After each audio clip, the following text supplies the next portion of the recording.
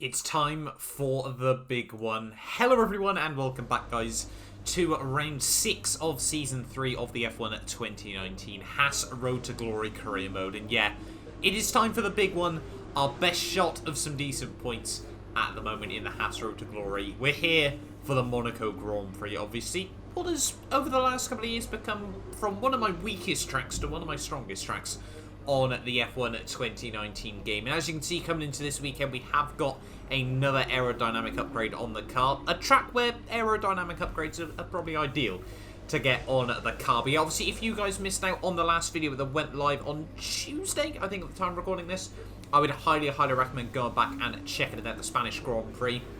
It was certainly a very interesting one. Lots of action throughout that race. And yeah, coming into the Monaco GP weekend, though, I know it, you guys know it, I think everyone's aware of it. This is probably going to be our best shot of some good points, at least for the foreseeable future, in the HAAS Road to Glory career mode here. So a lot of hard work is going to be going into this weekend. I'm excited for it, I hope you guys are as well. Let's jump in then, it's time for the Monaco Grand Prix qualifying.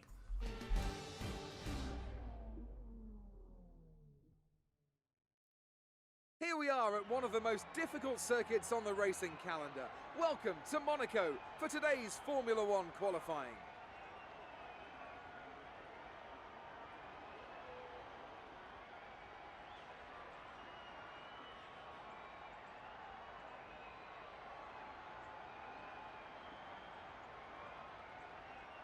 The competition is certainly heating up as we head into today's qualifying. Some impressive times showing up during the previous practice sessions. Anthony Davidson, do you think we can expect a similar level of skill to be showcased during today's qualifier? Well, I certainly hope so. The competition here is extremely tight, and I think we might see some very close times today. Remember, practice isn't just about fastest lap times, though. It's about optimization, it's about ratifying your decisions.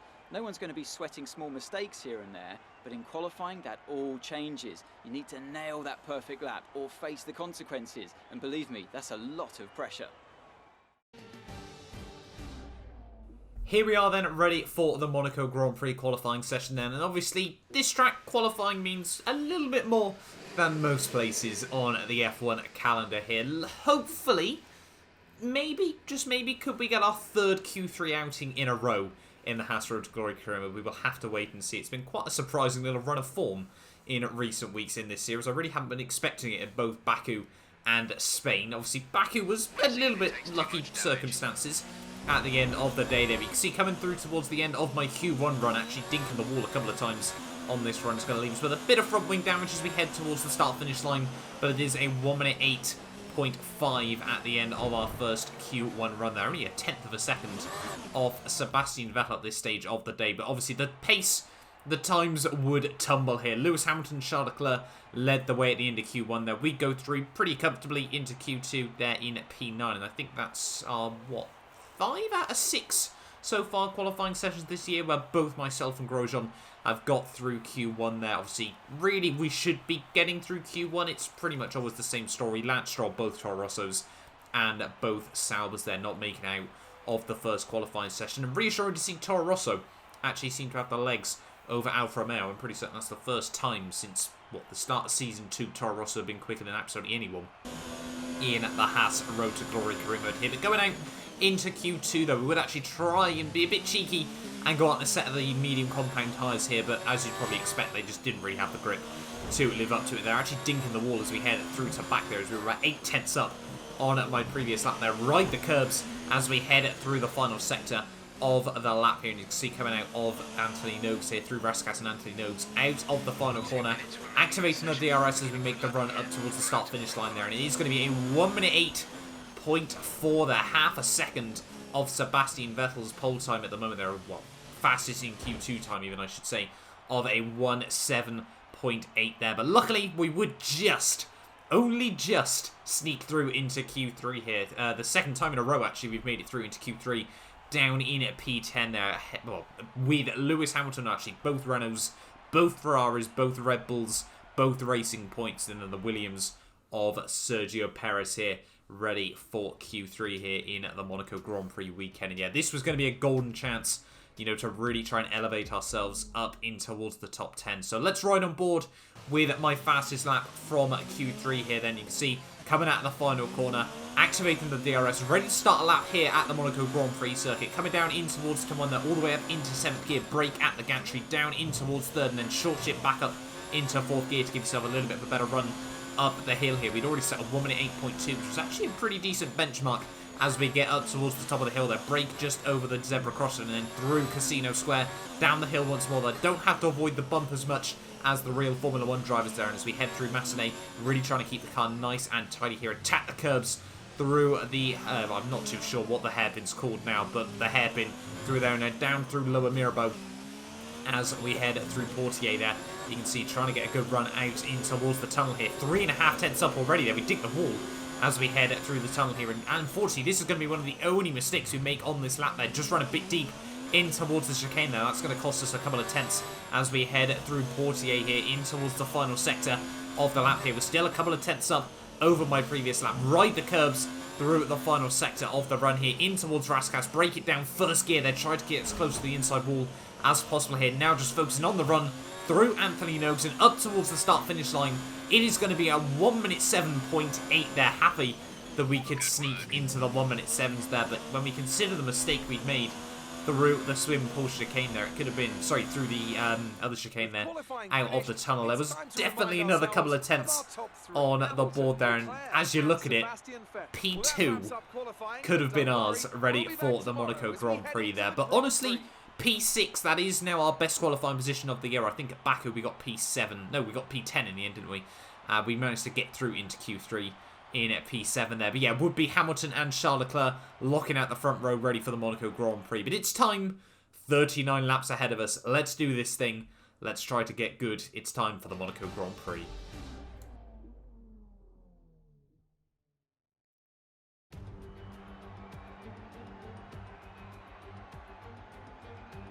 A proper road race, and in the true meaning of the word. That was how Mr. Monaco, the late great Graham Hill, once described this iconic event. The cars we drive have come a long way in the intervening half-century, but still we race on those same public roads beside the Mediterranean Sea. There's no victory more coveted than that of the Monaco Grand Prix. We're on the French Riviera once more this weekend at the 2-mile-long Circuit de Monaco. The cars will climb around 40 metres up the hill, past the casino, and then descend downwards towards the harbour through Sector 2. It's a very short run from pole position to the first of the 19 corners at Saint-Devote. And don't expect to see much overtaking here today. And it's an absolute pleasure to be joined once again by Anthony Davidson. Can we begin by having a chat about Sergio Perez? As ever, the threat of unreliability is never far away, and indeed they'll be starting out of position today due to a power unit component change. So it's going to be a difficult task to move forward from there. Everyone has to deal with penalties or reliability issues from time to time throughout their career. You just have to suck up the pain and get on with the job at hand. Today isn't about performing a miracle to put the car back where it should be. It's about effective damage limitation. It's time to see how our drivers are stacking up after yesterday's exciting qualifying session. An immense lap from Lewis Hamilton yesterday puts him on pole position with Charles Leclerc alongside. As we continue through the rest of the grid today, we have Vettel, Verstappen, Pierre Gasly, Mr. Monaco, Hülkenberg, Weber, Bottas, and Lando Norris. Butler, Ricciardo, Romain Grosjean, and Sainz. Stroll, Albon, Daniel Kvyat, and Antonio Giovinazzi. Perez, they've taken a grid penalty, and Kimi Raikkonen finishes off the grid. And with lights out just moments away, it's time to go down to the track.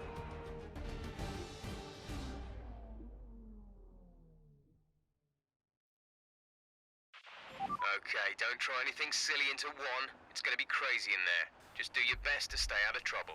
So, as always there, Jeff giving us the warning about being careful into T1, because obviously the Monaco Grand Prix, it's renowned for its dive bomb ability in towards the first corner here. But looking at the strat though, tyre wear so far this season hasn't been too bad when we can get them up into the operating window, so the soft-medium tyre strategy did certainly seem to be possible here in this Monaco Grand Prix. Sometimes we've got to be a little bit clever with it, but yeah, today, hopefully, you know, nothing is ever quite textbook here in Monaco, but hopefully we can try and get a textbook strategy in this race. But here we are then on the grid, ready for the Monaco Grand Prix. The 5 lights are coming on now, and it is lights out, and away we go there. We need to get a good start here around this circuit, and that's what we do. Get to the inside before Hulkenberg can have a chance there. He tries to have a look around the outside, actually muscles us through T1, that we have to cut the corner ever so slightly to make sure that we all keep it clean there. But yeah, Hulkenberg does come out just behind us here, and we hold on to our start place here in the Monaco Grand Prix. Starts have certainly been better in recent weeks of the HAAS Road to Glory career mode here, but yeah, certainly still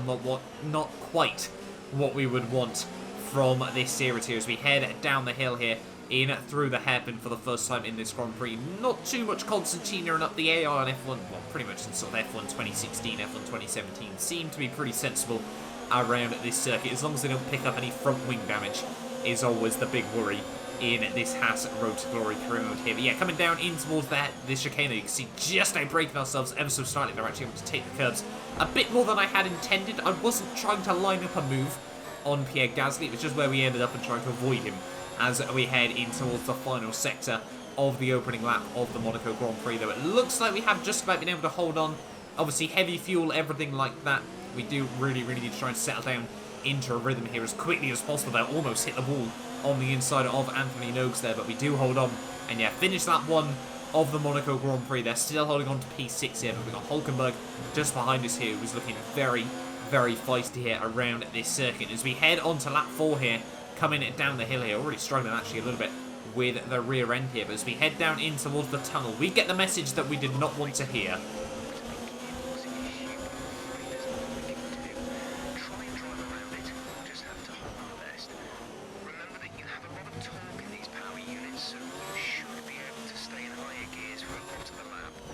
So yeah, getting the fabled gearbox issue message there. Unfortunately, half of it came through the tunnel there, but that would mean we'd actually lost 4th gear for a couple of laps here. Luckily for us, Nico Hulkenberg would run into even more issues. You might have seen him try to go for the dive down to the inside at the hairpin there. I think he'd actually dink the inside wall, give himself front wing damage, and that would really open up a little bit of an operating window for us, but not for very long because, well, Valtteri Bottas would soon be all over the back of us here as well in this Monaco Grand Prix. But yellow flags are out for what is one of the first times in this race there.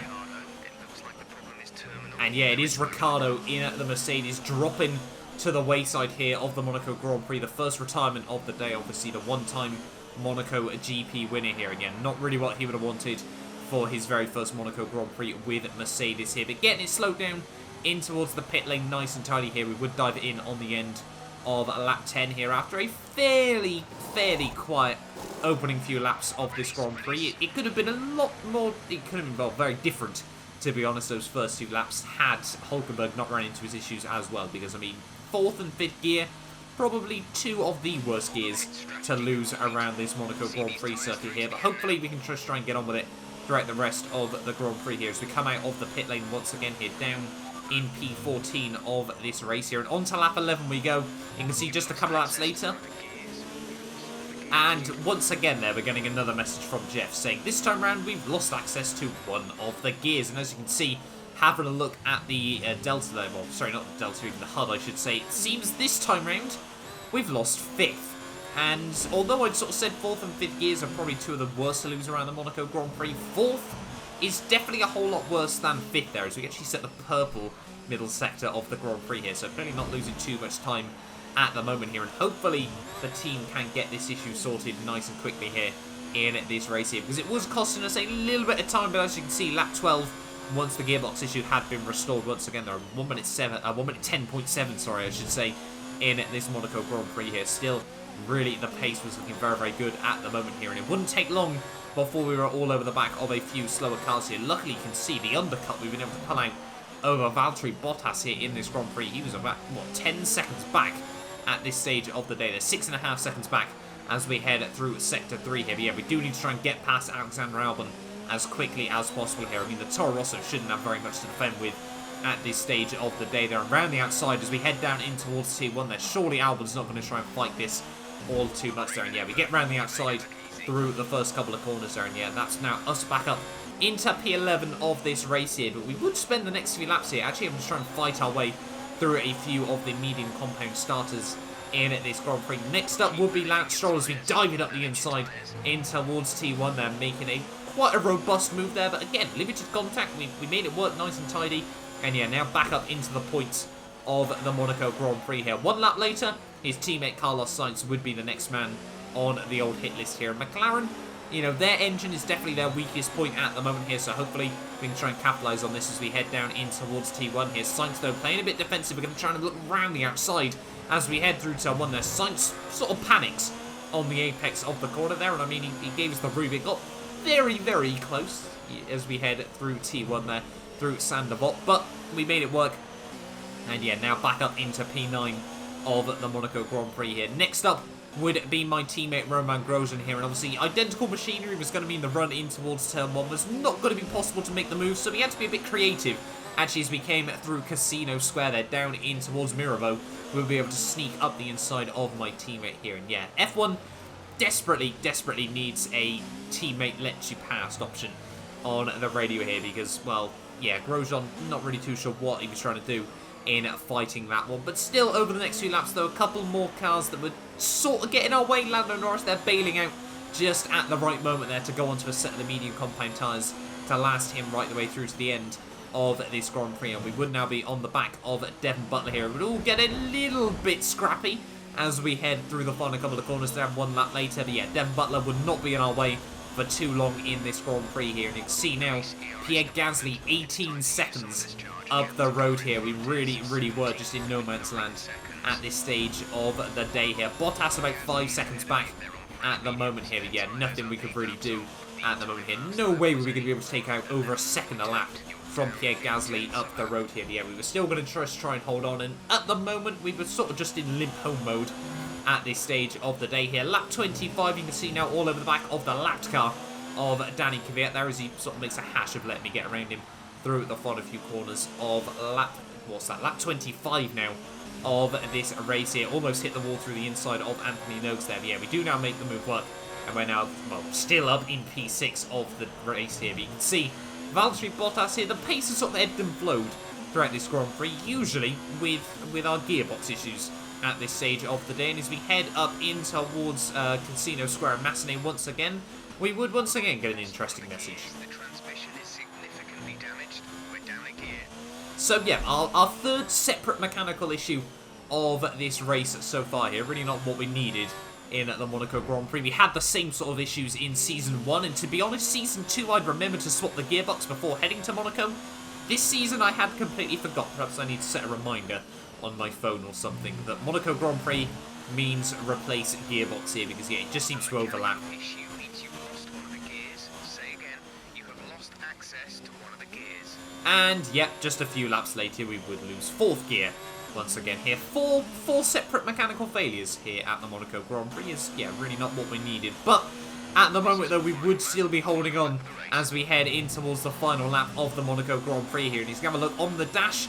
We'd actually lost the DRS as well. 5 separate mechanical issues in the Monaco Grand Prix. This HAAS car was just really falling apart at this stage of the day here. But 1 lap to go of the Monaco Grand Prix. We would actually now have Valtteri Bottas all over the back of us here, and well, really nothing you can do at the moment here. You know, we were just parking it everywhere when we needed to, running so deep in towards the hairpin here. But yeah, nothing Bottas can do at the moment here, because, well, Monaco, it's easy to sit behind a car, but you've really just got to force him into an issue at this late stage of the day here. Half a lap to go, though. Hamilton would come across the line to win the Monaco Grand Prix there. Finally, Renault starting to have a bit of a turn of form in this championship. You know, qualifying pace has always been there, but the race pace they've really struggled with there. I'm sure Charles Leclerc, though, isn't too happy to finish second at his home Grand Prix at the end of the day there, after I'm pretty certain he won the race in Season 1 here. But in towards the final couple of corners, though, we've made another catastrophic error in this race. We've actually run out of fuel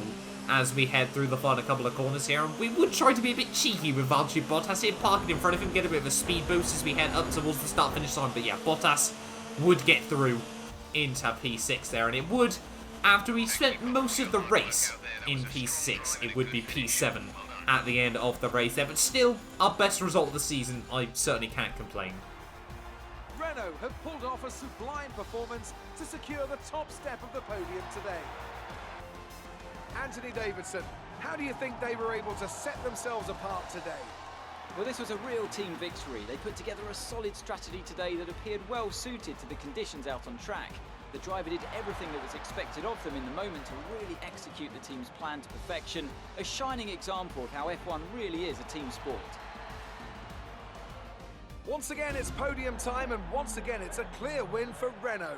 Renault have seen their fair share of success in Formula One, and today is proof that they've still got what it takes to thrill us all. Congratulations to everyone on the team.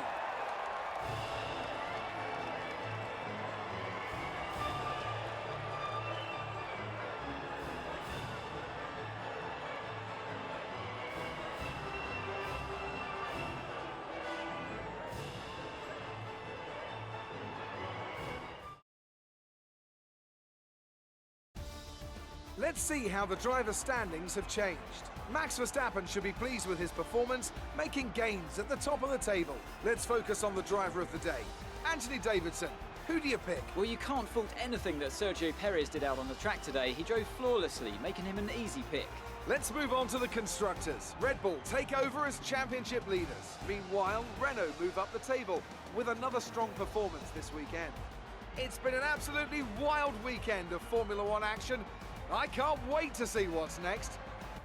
So there we are then, guys, the end of the Monaco Grand Prix, and it is finally a resurgence from the Renault team there. A 1-2 for them here in Monaco. Obviously, not quite their home Grand Prix, but I'm sure still holds a special place in their hearts. You know, Hamilton takes home the victory ahead of Charles Leclerc there with Verstappen in P3. Sebastian Vettel in P4. That means that Verstappen actually doubles his championship advantage over Seb there. Gasly, Bottas, myself, Weber, Norris, and Devon Butler rounding out the top 10. They're ahead of Hülkenberg, Grosjean, Sainz, Stroll, Perez, Albon, Giovinazzi, Kvyat there, and Raikkonen and Daniel Ricciardo both not making it through to the end of the Monaco Grand Prix there. But what a race it was at the end of the day. We more than double our points haul so far from this season. And like I said, this track was always the one that we needed to try and capitalise on, and that is exactly what we've done here today. There's 6 points on the board. It could have been 8, but ultimately I'll still take 6 at the end of the day there with the dodgy tactics we had to use against Valtteri Bottas right at the end there. And as you can see, in terms of the Drivers' World Championship, like I said, Verstappen doubles his points advantage to 6 over Sebastian Vettel there. Gasly and Hamilton jump past Hülkenberg and Lucas Weber, with Hamilton's win and Gasly's consistent score there means that Red Bull should have further extended their lead in the title there. You can see Charles Leclerc up in, well, still in 7th there. He's made big gains on Weber and Nico Hülkenberg there, ahead of Bottas and Lando Norris there. Myself, we're now tied with Devon Butler, but ahead of him by virtue of a better result as, you know, our PB in this championship. And then Red Bull, yeah, 12 points clear of Racing Point, do move back up into the lead there. Renault with that result as well, jump past Ferrari, and we are now tied with Mercedes here for 6th and 7th in the World Championship there. But thank you all so much for watching this video. Do get yourself subscribed if you're new around here as well, and you do want to see more of the HAAS Road to Glory career mode. Next up is the Monaco Grand Prix, sorry, the Canadian Grand Prix even, I should say. I'm very excited for that one, and hopefully I will see you guys there.